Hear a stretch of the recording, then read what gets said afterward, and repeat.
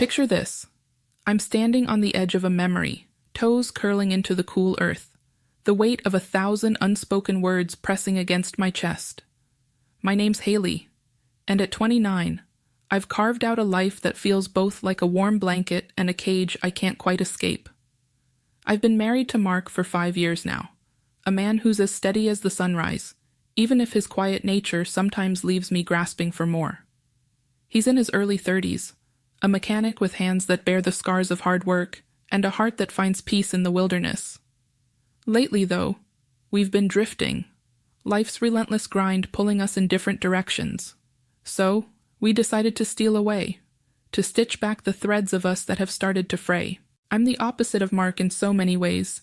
Where he's calm and measured, I'm a live wire, outgoing, impulsive, always chasing the next thrill. I work as a freelance graphic designer, which means I can set my own hours, but it also means I'm often restless, itching for something to shake up the monotony. Mark balances me, or at least he tries to. I see the way he looks at me sometimes, like he's trying to figure out how to keep up with the storm inside me. And I love him for it, even if I don't always know how to show it.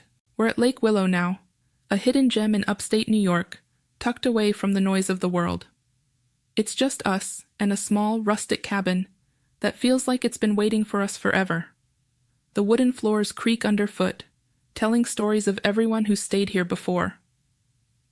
The windows are always open, letting in the sharp, clean scent of pine that mixes with the damp earthiness of the lake outside. The water laps gently against the shore, a soothing rhythm that slows my racing thoughts. In the early mornings, a mist clings to the surface of the lake, like a secret whispered between the trees. It's serene, almost too perfect, like a painting I could step into and never leave. The cabin itself is sparse but cozy. A sagging couch by a stone fireplace, a tiny kitchen with a chipped blue table, and a bedroom with a quilt that smells faintly of cedar. From the porch, I can see the expanse of Lake Willow stretching out, framed by towering evergreens that stand like silent guardians. This place is a haven, but it's not empty of life. The area draws all sorts: hikers with their backpacks slung low, fishermen casting lines at dawn, tourists snapping photos of the untouched beauty. Mark fits right in with the fishing crowd. He's out there for hours, rod in hand, lost in the quiet of the water. I don't mind. It gives me space to breathe, to sit with my thoughts, to let the stillness of this place seep into my bones. It's our second day here, and the morning has dawned crisp and clear, the kind of day that makes you feel alive just by stepping outside. I'm perched on the porch of our little cabin at Lake Willow, a steaming mug of coffee in one hand, my phone in the other. The reception out here is spotty at best, and I'm half-heartedly scrolling through a feed that keeps buffering, the digital world struggling to keep up with the raw, unfiltered beauty around me. The lake glimmers in the distance, a mirror of the pale blue sky, and the air carries that sharp bite of pine that I'm starting to crave. Mark's been out since dawn, fishing as usual, leaving me to my own devices. I don't mind the solitude. Not really. But there's a restlessness in me that even this peaceful place can't quite tame. I'm lost in thought when I hear it. The crunch of gravel underfoot, a steady rhythm coming up the path toward the cabin. I glance up, squinting against the morning light, and see 3 figures approaching. They're all men, probably in their late 20s or early 30s, decked out in hiking gear with backpacks slung over their shoulders. Their boots kick up little clouds of dust as they walk, and I can't help but sit up a little straighter, curiosity peaking. Out here, strangers are a rarity, and I'm eager for a break in the quiet.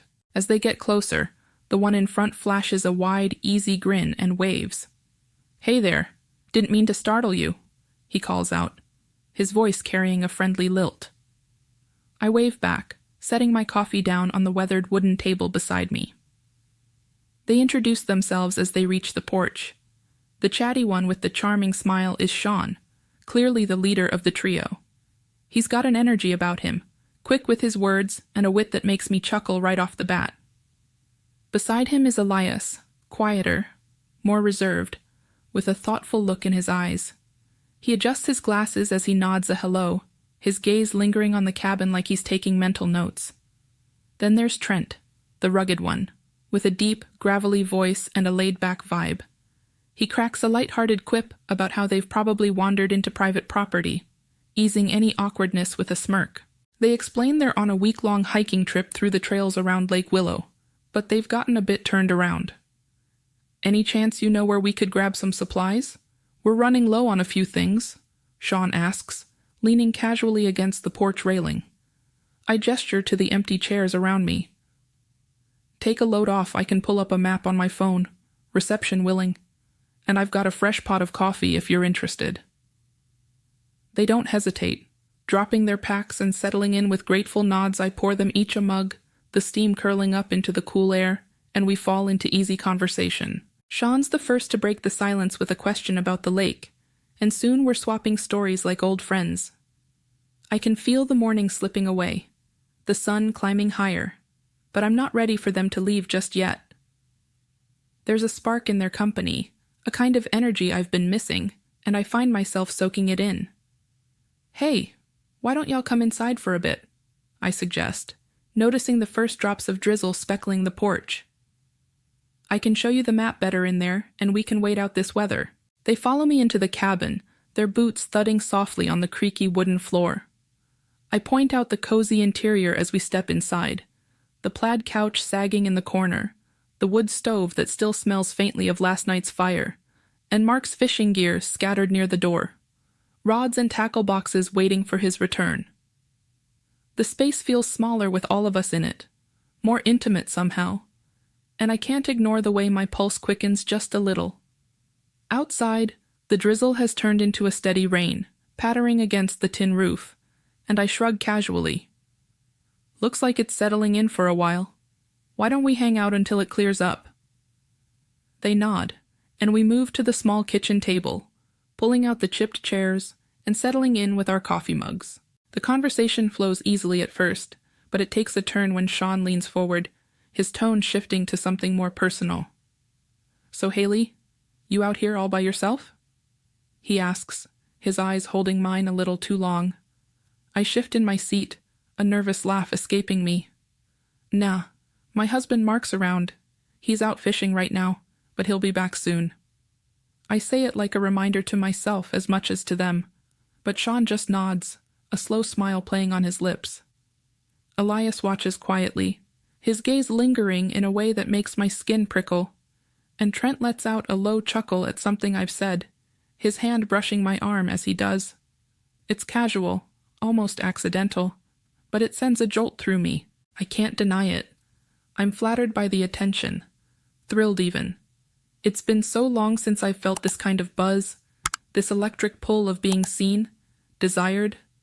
But there's a voice in my head, sharp and insistent, telling me to keep my distance, to remember who I am and what I have with Mark. I try to focus on that, on the rain outside and the warmth of the cabin, but the air feels charged now, heavy with something unspoken. Shawn's comments take on a flirtatious edge, each word laced with suggestion, and I catch myself smiling too easily, leaning into it despite that warning voice. Then, in a blur I can't quite piece together, everything shifts. One moment we're laughing, the next, Shawn's leaning in closer, his voice dropping low as he says something I can't even recall now, because all I can focus on is the way he moves toward me. Before I can think, his lips are on mine, bold and unapologetic, and for a split second, I freeze. My mind screams to pull back, to stop this before it goes any further, but my body betrays me, melting into the heat of the moment. The hesitation vanishes, replaced by a rush I can't control. Elias and Trent are there too, the boundaries blurring as the moment spirals into something I never intended. It's a tangle of hands and whispered words, a forbidden dance fueled by loneliness and impulsivity. The rain pounds harder on the roof, a relentless drumbeat that mirrors my racing heart. The dim light inside the cabin casts shadows across the walls, and every creak of the floorboards feels amplified, like the world itself is bearing witness to my unraveling. It's surreal, like I'm watching myself from outside my own body, caught in a storm of my own making. When it's over, The weight of what I've done crashes down on me like a tidal wave. My breath is ragged, my hands trembling as reality snaps back into focus. Guilt claws at my chest. I'm standing in the kitchen of our little cabin at Lake Willow, the air still heavy with the scent of rain and pine. But inside me, there's a storm that won't settle. The guilt from earlier today gnaws at my insides, a relentless beast that I can't shake no matter how hard I try to push it down. I can still feel the echoes of those forbidden moments, the rush that turned into a weight I can't carry. My hands are busy wiping down the counter, but my mind is elsewhere, replaying every wrong choice. Every second I let myself slip. I hear the creak of the front door, and my heart jolts Mark's back. I turn just as he steps inside, his fishing gear slung over one shoulder, his boots caked with mud from the lake's edge. His face is tired, lines etched deeper from the morning's chill, but there's a quiet contentment in his eyes as he sets his rod against the wall. "Almost had a big one today," he says, his voice rough but warm, like he's still out there on the water, reliving the moment. "Slipped right through my hands at the last second. You should have seen it, Hailey." I force a smile, my lips trembling at the edges, and I hope he doesn't notice. "That's a shame," I manage to say, my voice thinner than I mean it to be. "How was the rest of your morning out there?" I'm trying to sound casual, like everything's fine, like I'm not drowning in a sea of my own making, but my heart is pounding so hard I'm sure he can hear it across the room. I move toward the tiny kitchen table, keeping my hands busy, anything to avoid looking him in the eye for too long. I'm hyper-aware of every step I take, every gesture, like I'm performing on a stage, and one wrong move will give me away. "You hungry?" I ask, my fingers fidgeting with a dish towel, twisting it tighter than necessary. "I can whip up some sandwiches or something." Mark just nods, easing himself into a chair with a sigh, oblivious to the chaos swirling inside me. "Sure, that'd be great." The lake was calm today, even with the earlier rain. Weather's supposed to hold for a bit now, too. His words are mundane, grounding, but they only make the weight on my chest heavier. I'm suffocating under the secret I'm carrying, the memory of what happened while he was gone, burning behind my eyes.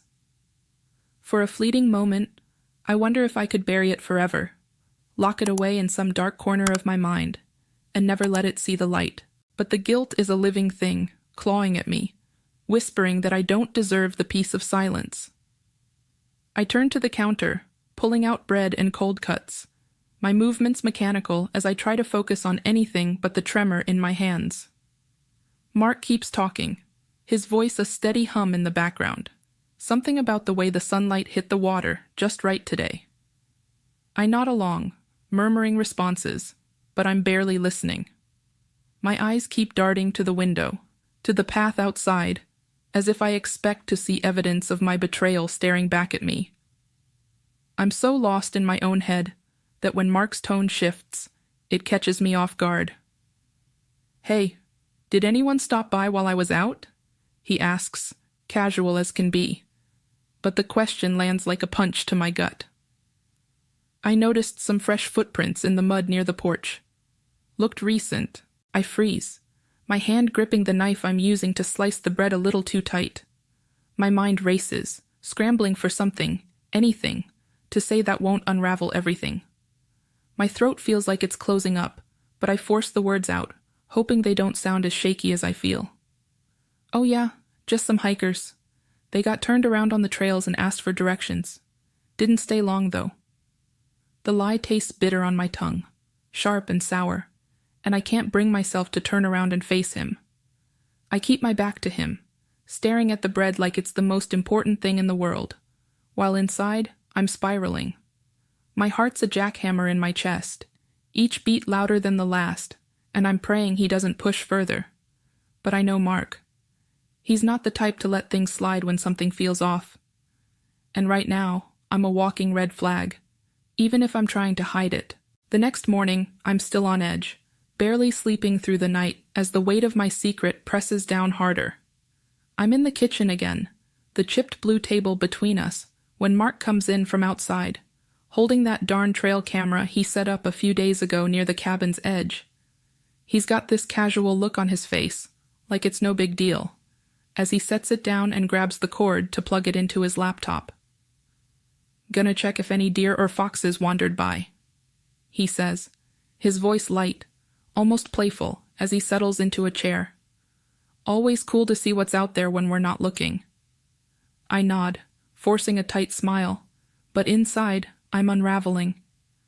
My stomach twists into knots so tight I can barely breathe. That camera, that stupid little device could be my undoing. What if it caught Shawn, Elias, and Trent walking up to the cabin? What if it shows them lingering too long as they left, their laughter echoing in the footage like a taunt? My mind races with images of grainy video, their figures unmistakable even in low resolution, stepping onto the porch, disappearing inside for far too long. I pray, desperately, silently, that the angle missed them, that the battery died, that something, anything spared me from this nightmare.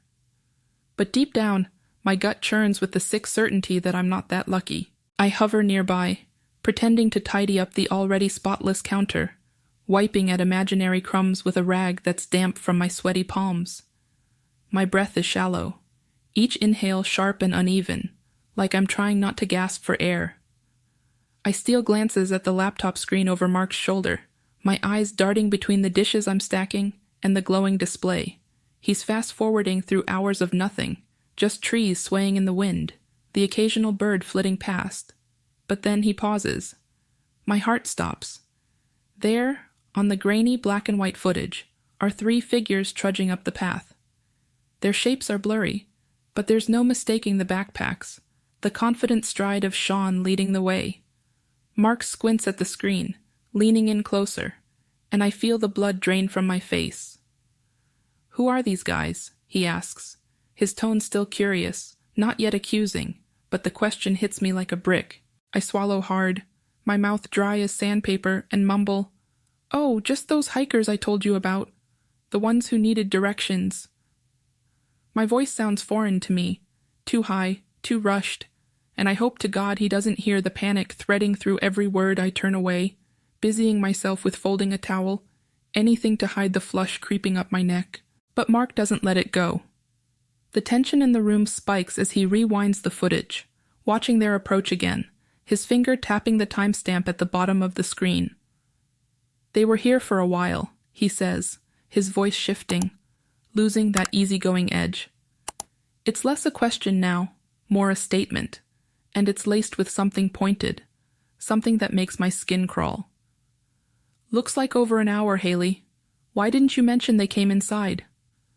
My mind blanks for a split second, a deafening silence roaring in my ears before I scramble for another lie. "They just stepped in for a minute," I stammer, the words tripping over themselves as they spill out. "It started raining, you know, and they didn't want to get soaked. That's all." My voice cracks on the last word, a traitor to my crumbling facade, and I can feel his eyes on me even though I'm staring at the sink like it. After Mark closed the laptop, the cabin seemed to shrink around us, the air thick with a silence so heavy I could feel it pressing against my skin. The rest of the evening dragged on like a slow-motion nightmare. We went through the motions, preparing dinner, the clink of plates and the scrape of forks the only sounds between us. I threw together a simple meal, some pasta with sauce from a jar, but every bite tasted like ash in my mouth. Mark sat across from me at the chipped blue table, his eyes fixed on his food, not on me. We cleaned up afterward in that same suffocating quiet, me washing dishes with trembling hands, him drying them with mechanical precision. There were no casual touches, no small talk about the day, just this void where our connection used to be. My chest ached with a pain so deep it felt like a physical wound, a throbbing reminder of the betrayal I couldn't escape. My mind kept looping back to that moment of weakness, replaying every wrong step, every fleeting thrill that turned into this crushing regret. I've broken something fundamental between us, something I'm not sure can ever be mended, and the weight of that realization is suffocating. As the night wore on, I couldn't shake the thought that I should just confess, lay it all bare, and face the consequences. The words hovered on the tip of my tongue, bitter and sharp, begging to be released. But every time I opened my mouth, fear clamped it shut.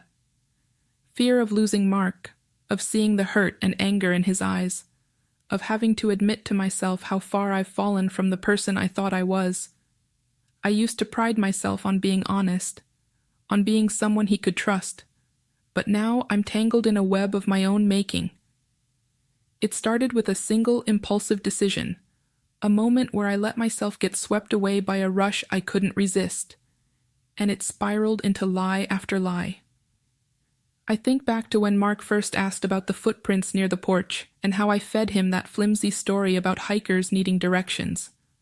The regret was instant, a bitter sting that hasn't faded since. I knew then I should have told the truth, but I was too scared, too weak, and now I'm paying for it with every silent second that stretches between us. Later, as we climbed into bed, the cold distance between us felt like an ocean. We lay there, side by side but miles apart, the quilt that once felt like a warm embrace, now just a heavy burden on my shoulders. The darkness of the bedroom pressed in, broken only by the faint sliver of moonlight sneaking through the window. I stared at the ceiling, my mind a storm of guilt and dread, when I heard Mark shift beside me. His voice cut through the silence, low and raw, like it took everything in him to speak. "I just want the truth, Hailey." Those words shattered me, each one a shard of glass piercing my heart. I could hear the pain in his tone, the quiet desperation of a man who knows something's wrong but can't quite grasp it. My breath caught in my throat, and tears slipped down my cheeks, hot and silent, soaking into the pillow. I wanted to turn to him, to spill everything, to beg for forgiveness, but I couldn't move, couldn't speak. I just lay there, frozen by my own cowardice. Does he know more than he's letting on? Has he seen something else on that camera footage? Something I missed in my panic? Or is it just my guilt radiating off me, so palpable he can sense it without proof? Whatever it is, I know one thing for certain. Our trust is fractured, maybe beyond repair, and I'm the one who swung the hammer. The hours ticked by, sleep an impossible dream, and I found myself slipping out of bed in the dead of night. I padded to the window, the wooden floor cool against my bare feet, and stared out at Lake Willow. The water was a dark, endless void under the moonless sky, its surface still and unreadable, much like the future of my marriage. I felt like I was drowning in my own mistakes, sinking deeper with every lie I've told, unsure if I'll ever find my way back to the surface. Don't forget to subscribe, like, and comment. If you enjoyed this story, this will help us create more engaging stories for you.